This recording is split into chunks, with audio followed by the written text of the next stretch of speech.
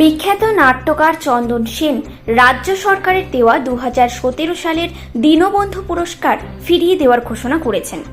রাজ্যে চলমান অমানবিক পরিস্থিতি এবং সম্প্রতি তিলোত্তমা নামক এক তরুণীর নৃশংস হত্যার ঘটনার প্রেক্ষিতে রাজ্য সরকারের নীরব ভূমিকা দেখে তিনি এই সিদ্ধান্ত নিয়েছেন।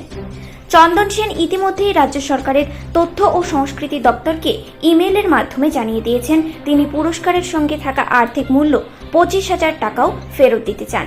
তিনি আরও জানান, তার বাবা একজন ডাক্তার ছিলেন, তাই একজন চিকিৎসকের প্রতি এই পাশবিক নির্যাতন এবং হত্যার প্রতিবাদে তিনি দীনবন্ধু পুরস্কার ফিরিয়ে দিচ্ছেন। চন্দন সেনের এই সিদ্ধান্ত রাজ্যের সাংস্কৃতিক মহলে আলোড়ন তুলেছে। অনেকেই তার এই পদক্ষেপকে সঠিক ও সাহসী বলে অভিহিত করছেন, আবার কেউ কেউ এর পিছনে রাজনৈতিক উদ্দেশ্য দেখছেন।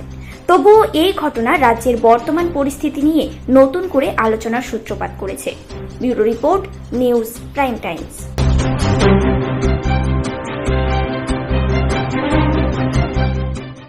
কালকে সন্ধ্যাবেলা, কালকে বিকেলবেলা একজন আমার পরিচিত একজন নাট্যকর্মী, যাকে আমি নাট্যকর্মী হিসেবেই চিনতাম, অন্য কারোর কথা আমি কিছু মনে করিনি। প্রতিবাদ করার মতো আমার ছিল না, আমার রুচিও ছিল না, রুচি নেই প্রতিবাদ করার।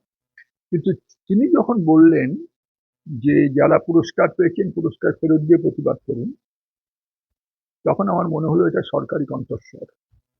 কারণ আমি অপেক্ষা করেছিলাম রাত্রি 12টা পর্যন্ত যে সরকার তার বিরুদ্ধে কি অ্যাকশন নেয়। কোনো অ্যাকশন নেয়নি। কাঞ্চন মল্লিক, বিধায়ক, এবং তার নামে যখন এই বক্তব্যটা এসেছে তার এই ঘটনার প্রতিবাদে আমি সকালবেলা উঠেই সংস্কৃতি সচিবের কাছে আমি আমার যে দীনবন্ধু পুরস্কার 2017 সেটা ফেরত দেওয়ার বাসনা নয়, সংকল্প প্রকাশ করেছি। এখনো পর্যন্ত সরাসরি আমার কাছে কোনো উত্তর আসেনি সরকারের তরফ থেকে। আমি আশা করছি যে শান্তনুবাবু একটা উত্তর দেবেন। অর্থমূল্যটা একটু ফেরত দেওয়া যায়, আর কি ফেরত দেবে?